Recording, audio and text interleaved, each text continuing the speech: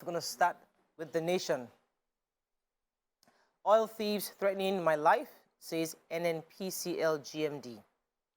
I have fears for my re-election, Bala Mohammed cries out. 2023, Buhari predicts victory for Tinubu. Why I set my stepchildren ablaze is suspect. 193,000 PVCs yet to be collected in Kwara State. 8 Nigerians win in U.S. midterm polls. Atiku promises to revive Lake Chad and fight insecurity.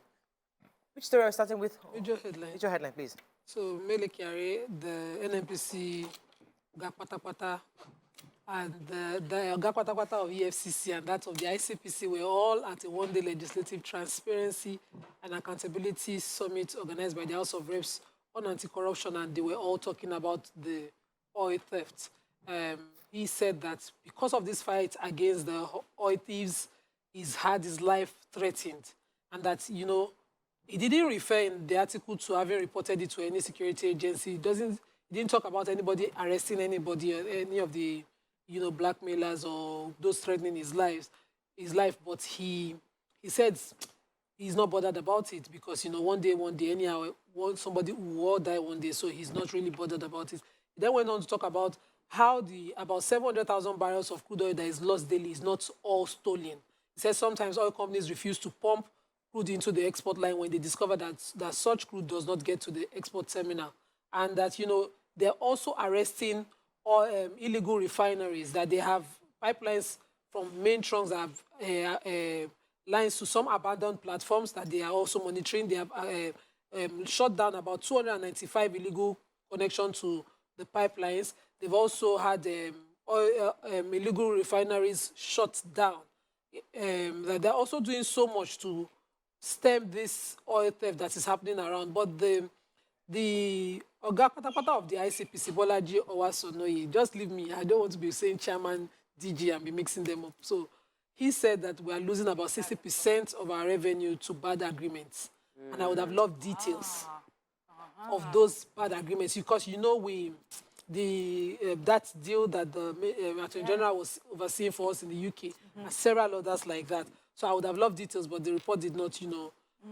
So our president was in London. He spoke to them at NTA. He had seen King Charles, and he was speaking at the NTA, and when he was saying that the legacy he wanted to leave behind as a president was free and fair election, the coming elections.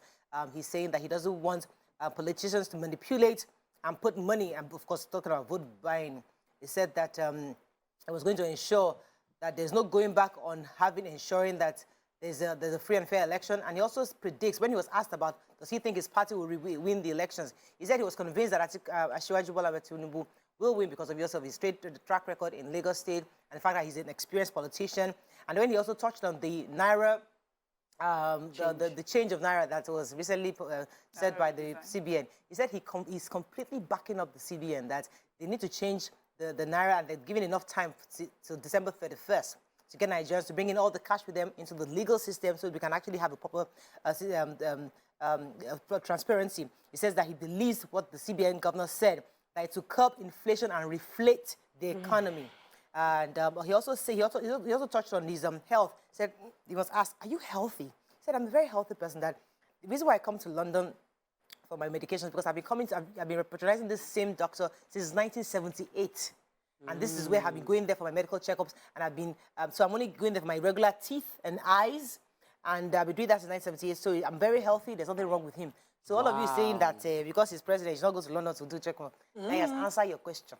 We don't agree. PVCs, though, the president has said, and other people have said that the legacy he wants to leave us is free and fair election. Well, Kwara State's REC is also reiterating that. Oh, and the police commissioner for Kwara State, Paul Odama, has said that people should not feed their supporters hard drugs.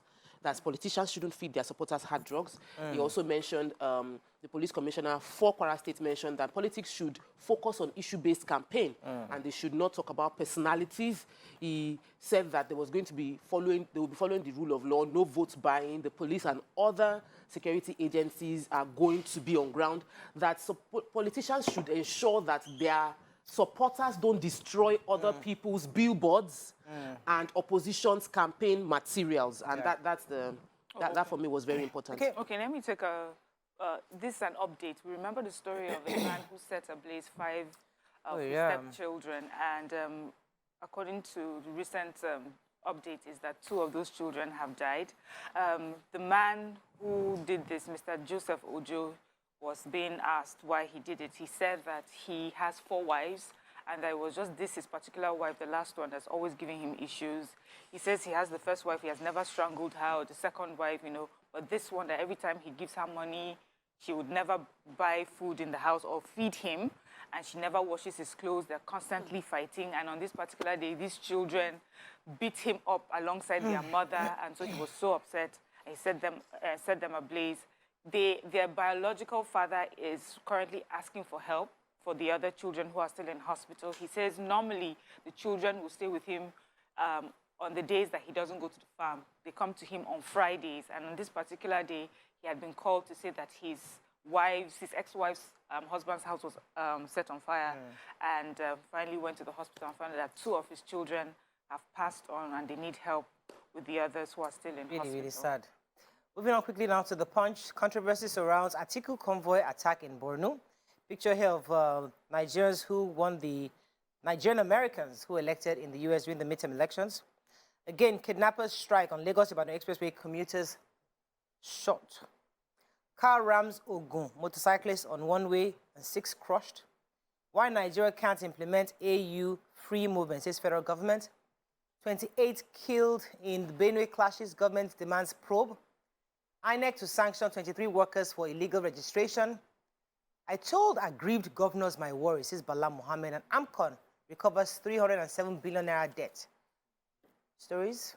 Yes, let me take this story. It's a follow-up on, it's part of the story that Tope took earlier. So this is still INEC and the Kwara Resident Electoral Commissioner revealed that 23 staff members of the commission have been caught illegally registering voters in Kwara State, and that to show INEC's commitment to free and fair elections, these people would be prosecuted, sanctioned and prosecuted for what they have done. But it also goes on to say that the state is experiencing poor response to collection of their PVCs. He says that over 233,000 PVCs stand uncollected from 2011 to 2019. He said out of this, only 20,000 have been, only a little above 20,000 have been collected, leaving 193,000. And then he also talked about new registrants, and also that there's a balance that haven't been collected up till now. So it's important that people, apart from registering, you have to go and collect it. It's ready to, for them, for those of you that know that it's ready to collect, go and collect yours. And I've shared my own story. I went there to pick up mine. They had some issues because they thought maybe I double registered and told me it was cancelled. Then I got a call back later saying that, they actually found out that I was actually transferred. They now took my name down and said they will call me. So I'm still expecting a call. Please make the effort to go to pick up your PVCs. You got to vote. So the Lagos-Ibadan is now something to worry about. It's becoming a cause of concern. Along the Shagamu interchange, there was another attempt to kidnap people returning into Lagos from Ibadan, from Oyo. And these men came out in military camouflage, of course. They attempted to, pick people from but the police from one of the police stations along that area were able to foil that attempt at kidnapping. That is commendable. That is the present account of the story. And they don't have any record of anybody injured in that attack. According to the police spokesperson for Ogun State, they don't have any such record of anybody injured in that. But the video showed people breathing in pain, rolling on the floor, and saying they thought their life was at stake. Now, we had a story some weeks back of, the professor and some students of Moshood Abiola Polytechnic that were also kidnapped. I think it is now high time to have patrol on that road, because, we cannot allow that road also to become Kaduna Road. So still reviewing Punch. So story. Go ahead. The Minister for Interior, Rauf Aregbesola, has criticized the continent's restriction on movement of goods and people, but he also took the opportunity to explain why Nigeria had to imposes a bit of restriction to movement. and he explained that it was because of the insecurity challenges we're facing. He was playing host to African Union delegation who paid him visits in Abuja. And he mentioned his statement was about the fact that after the crisis that happened in Libya, there's been a lot of proliferation of small arms and people that with criminal intent, and it has led to higher insecurity within Nigeria. And so the policy on ground is visa on arrival for people within West Africa, and that would continue until there's a bit of sanity in the space. I'm paraphrasing. He said the visa on arrival policy would be expediting movement, and he also mentioned that there will be investigation, that the minister would, the leader of the delegation said that they were going to visit the Seme border, the Benin-Seme border, and that they would give the minister information regarding how free movement has been within the area. I support the restriction, but I also know that many criminals don't come in through the legal ways. They will not come in through the airport or proper migrating channels. So we might end up hurting legitimate business people from doing transactions with us, while the criminals still use their own means of getting into the country and carrying out crime. So we must be more open. Right. So no fewer than 8 politicians of Nigerian descent won their legislative seats on Tuesday night during the midterm elections in Georgia, Pennsylvania, Minnesota, and it was quite interesting to get this information from the NIDCOM boss, that's the Honorable Chairman of the Commission, Abike Dabi-Erewa, of the Nigerian Diaspora Commission. She was saying via her Twitter handle yesterday on Wednesday, said these Nigerian Americans won the elections in Georgia last night. There were Segun Adeyino, Gbagbe Okoye, Solomon Adesanya, Chish Nagishe, Phil Olale, Carol Kazim, Oye Owolewa, and Esther Agbaje. And we're really proud of them. Of course, when Nigerians do great abroad, it's something to be proud of. Of course, our president has also sent his congratulations messages to them. And obviously, I was reading on Twitter the other day, someone saying Nigerians are colonizing the world with our music, with our entertainment. And now colonize is not the word. Well, colorizing, maybe. No, they said colonize. Oh, the reason why I said use the word colonize because we are changing.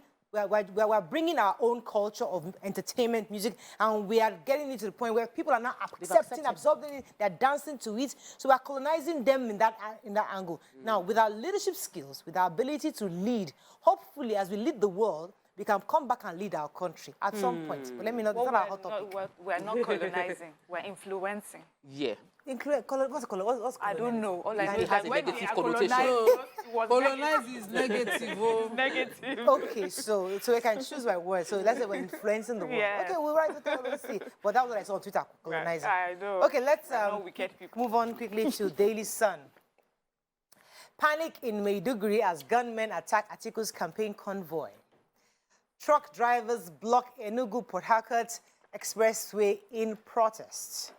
Wike Ekpeazu Otom meets Wu Bauchi governor hours after Atiku's visit.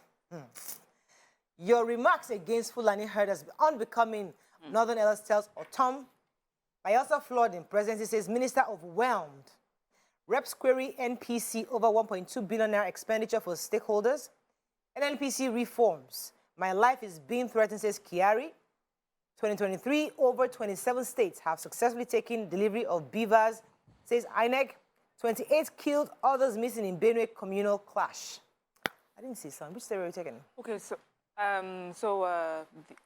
Northern Elders Forum has criticized Governor of Benue State, Samuel Ortom, for accusing specifically Fulani herders of killing some villagers in Benue State and also vowing never to support a Fulani president.